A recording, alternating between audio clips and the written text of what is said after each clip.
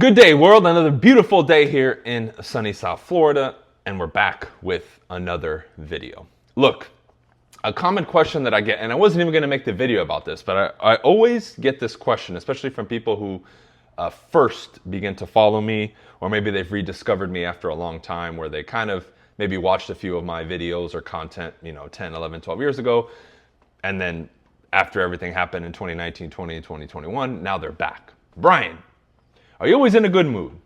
Are you always this like chipper and positive, or is it just for the camera? And I'll say this, for the most part, yes.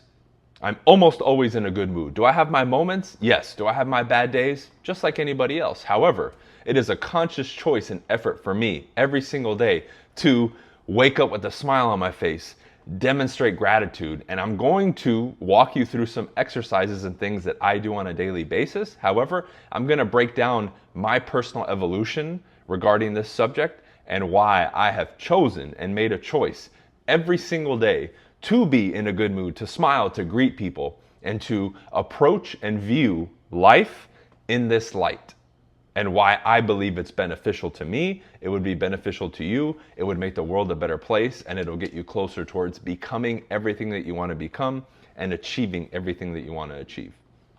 You see, you've heard a lot of talk and ranting and raving online and through books about energy, vibration, and all those things. And look, we know that when we embody particular principles, and I'm going to get away from the esoteric verbiage because I know a lot of people aren't familiar with it, or it turns them off. So we'll keep things super simple, right?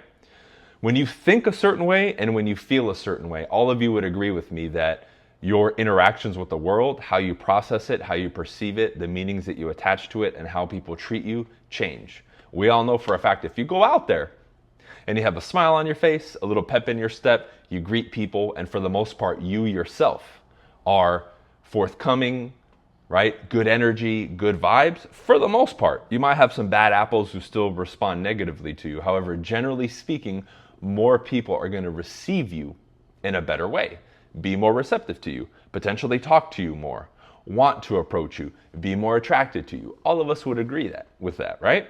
Now, on the flip side, if we go out with a cowl on our face, looking sour, not feeling good, and putting off bad energy, giving people dirty looks, and we go the opposite side of the coin, well, what's going to happen? People may be more aggressive with us. They may be more confrontational with us. They may avoid us. They may notice that and keep their distance from us. We would all agree that that is material fact. Again, you have the outliers, right?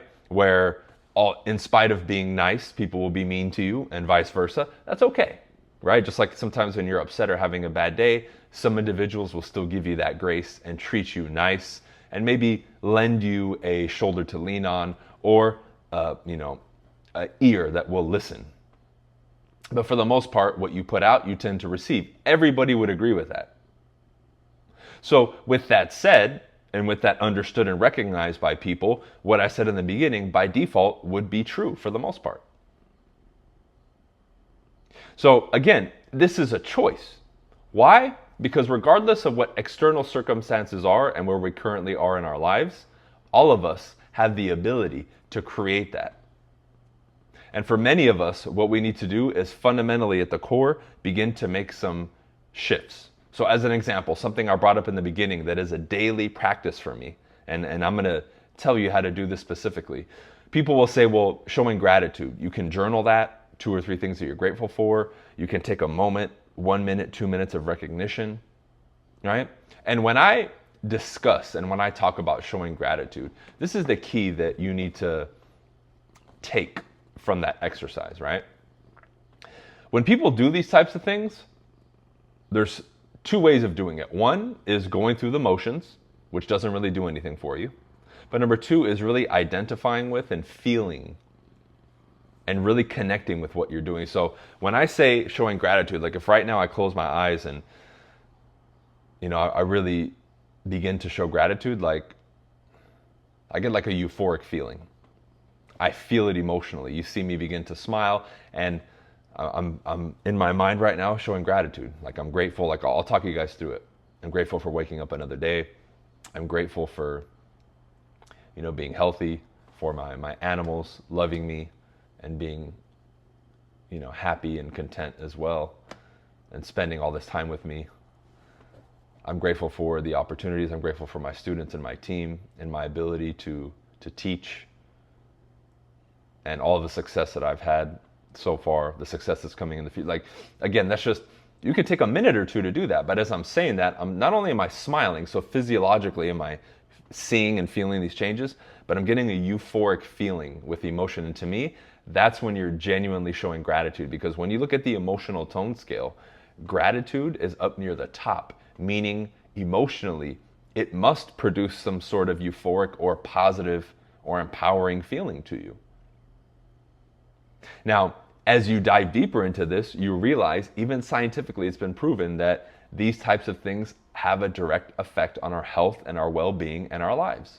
You've seen the experiments of, in one jar they put food, and another one they put food, and then in one they put more positive energy towards it, and the other one negative energy, and the one that gives or gets negative energy begins to rot, or it begins to break down a lot faster and more intensely than the one over here, right? And you've seen a ton of experiments like that. If not, I recommend you look it up. Same thing with our health. People who believe everything is bad, they believe they're going to get sick, and they think it's not going to get better, they get more sick. And then we have other people who, again, through tricks of the mind, miracles, whatever you want to call it, being more intentional and thinking more positively, have been able to combat ailments and illnesses and do things that doctors are like, whoa, how did this happen? Even if somebody wants to label those and say, well, Bryan, those are extreme examples. Well, they still happen though. And the reason that they're labeled as extreme is people don't really do this in mass. They'll acknowledge what I'm saying here, but in practice, they won't really apply it. And I have close examples of this. Like I had with my ex, right? I won't divulge too many details, right? In case she doesn't want me to. Somebody close to her ended up getting a disease. And I remember specifically telling the doctors, because I understood this principle at a deep level. I told the doctors and the nurses, hey, he may have that issue. Don't tell him. You can tell him he's a little sick or whatever, but please do not tell him. Because I know if you tell him that, he's going to take it to heart and he will deteriorate very quickly. So I was going to visit that person, right? And, through the next 2-3 weeks, he started to recover and get better. And he had a very debilitating disease. I won't share, because again, I won't give too many details.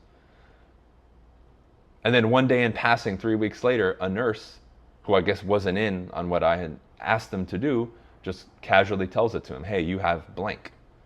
And it hits him like a ton of bricks. And long story short, within 2 weeks of being told that news, that individual passed away. When they had been on a 3-week path of getting better, progressively better. Who knows if that person would have recovered? I'm not saying they would have, but they were on steps towards getting better. That news is dropped. That thing gets put into that individual's mind. Within 2 weeks, they deteriorate and they pass away. That was an example of the spoken word and the power of it. Now, there's other elements in there too. But this is directly correlated with the subject matter of this video. A lot of this stuff is a choice. And in that case, he chose to believe that 100%, accept their fate, and what happened, happened. So we have to really look at this and say we do have the power of life and death in our hands, in our minds, and in the Word. And this is why I'm so particular about these subject matters, and I take this very seriously. And this is why when I work with people on a more personal level, right, training them, coaching them, doing events, I really focus on a lot of this stuff, because 80-90% of this game of life is this. It's the mind, it's communication, and it's these understandings. All the other stuff, the basic stuff, whether it's sales, business, whatever, that's basic information, cool, right? I can help you with that, and that's all fun and dandy. But we need to really understand, break down, and master the elements of what compose being a human being and operating in this reality that we share at the highest level possible and in the best way possible. That's what I'm after. If I can help people become more fulfilled, happier, more confident, better communicators over everything else, I'll choose that over just teaching them business. Because overall, I want people to live better lives. If everybody individually improves, gets better, has a better perspective and implements a lot of these things, collectively, by default, we'll get better. But we have to focus on this individual level. So going back to the beginning, gratitude, right? Number two, I know what it feels like to be pessimistic and, complain and life's not going to be good and engage in that. I've done that. I've had my moments. And that compared to how I live now, I have two clear distinctions. The way I live now, much better. I'm in a better mood, better energy. I sleep better, right? I have a smile on my face. I feel better overall. I mean, there's really no reason for me to go to the other one because, again, that's a choice. And I have many moments and have had many moments just even in the last 10 to 12 years alone where things are going great and then on the opposite end, things are just spiraling out of control the other way. But this is still a choice. Because really, when things aren't going the way that you want is when all of this stuff gets tested. When you haven't gotten the results, will you still follow this? Will you still show gratitude? If you've had a month straight of grinding in your business or, bad things are happening to you, are you just going to throw everything out the window or are you going to continue on this path? Because that's really what reveals the character of the individual and what they're really and truly dedicated to. Is when things aren't the fairy tale ending, when things aren't working out exactly as you want, when the things outside of your control aren't, landing in your favor, all of them, like literally chronologically, are just falling out of your favor and working against you. Will you keep it going? Because even when I rewind people back to the first year that I got into entrepreneurship and sales and real estate, I had a lot of stuff happen that was going literally against everything that I desired and wanted. I broke down in tears. I was having my victim moments too. But overall, most of the time, like 95% of the time, I stayed on this path. And that's ultimately what got me over that hump. But I chose to not be pessimistic. I chose to be in a good mood. And what I noticed was in the environments and the people that were progressively going the opposite way and not sticking on this path with me, we separated, right? You guys can watch the old videos that I've released here of, my old friend, Eric. We don't even talk anymore. But as I went deeper on that path, he veered off the other way. We ended up not working together. He got out of the business. He went back and he moved to, San Diego. And I have no ill will towards him at all. I don't know if he feels the same way about me, but we just went separate ways. But as I dug deeper into that path, it created more separation. And along that, other friends have gone off to the wayside and become acquaintances or we don't talk anymore. Same thing with certain environments and places I go, right? All of that changed. But as you stick on this path, you will attract and become more like and make new friends and get in those new environments because you're steadfast on this path, and all the other stuff is going to handle itself. Because I get that question a lot. Well, these people and this and that, you will naturally just gravitate the other way and you guys will naturally drift apart. That's just the way that this path is, but you have to choose to stay on this path because it's the path walked and frequented by few, not many. It's the path that other people will point and laugh or make fun of you or say, and judge you and all that shit because you're not going with the masses. Most people do not know how to show gratitude. And I see that a lot here. Once you go, to third world countries and other places, you'll see that people are very happy and content with very little. So they're a lot better at these things, generally speaking, than most Americans. I noticed that with my family too. I go visit my family in South America and it's pretty crazy how happy some of them can be with the dire circumstances that they live in, like barely having enough money to put food on the table or keep the lights on and have a roof over their heads. But they're in a better mood than people who out here, relatively speaking, are actually doing pretty well. They live in poverty. Like people here don't really know what poverty is. So all of this boils down to choices, the choices that we make. And every single moment, every single day, every action that we take is a choice. If you guys are pushing off your work to scroll on TikTok or do whatever, that's a choice. If you guys aren't waking up on time, that's a choice. If you guys are sleeping too late, that's a choice. If you're not eating correctly, that's a choice. If you're not taking care of yourself, that's a choice. All of these things are a choice. Oh, well, instead of, going door to door, I'm just going to, check emails instead and do busy work. That's a choice. All of these things are a choice. Choosing not to do the gratitude exercise every day, that's a choice. All these things are choices. What choice are you going to make? You are in control of a lot more than you think. And if this is news to you or this is new to you, then congratulations, welcome. You are now opening the door to having clear vision in your life, the sense of having more control of your destiny, feeling better, being able to emotionally put yourself in positions and in states of minds that are empowering versus disempowering, right? You'll have a stronger foothold in understanding of life, which will lead to living better. You begin to understand why people do what they do a lot better. And it's really cool. Now, if this isn't news to you, then let this serve as a reminder of the things that you need to do and focus on. Because as much as I talk about these things, 20, 30-minute videos for years and years and years, at the end of the day, a lot of these things are simple. We just have to put ourselves in the position to implement and live by these principles. And this is why, again, the people that are on my real estate team, the people who are my coaching members, and the people who are part of my community, I spend as much face time with them as I can to remind them and guide them and help them with this stuff and have them connect with it. Because even if outside of dealings with me, they're totally disconnected, but when they connect with me, they reconnect to these things, they're getting this stuff on almost a daily basis. With the videos in our community and the live calls that we do and all that stuff and the trainings that we do, right? Like they're getting a heavy dose of this on a consistent basis. And eventually you start to see the shifts in people. It's really cool. But if this is something you just listen to casually once a week or whatever, and not really much is done in regards to the actions that you take and the implementation of this, then nothing's going to change. This is just going to be sweet sounds to your ears, and your life will stay the same, which is why it breaks my heart when I've seen people follow me for 4, 5, 6, 7, 8, 10 plus years, and they're in the same position. It's like, dude, how could you follow me so closely, listen to these things, not implement for so long, stay in the same position, watch me and other people change, evolve, grow, and improve, and you're still there? Like, what is it going to take?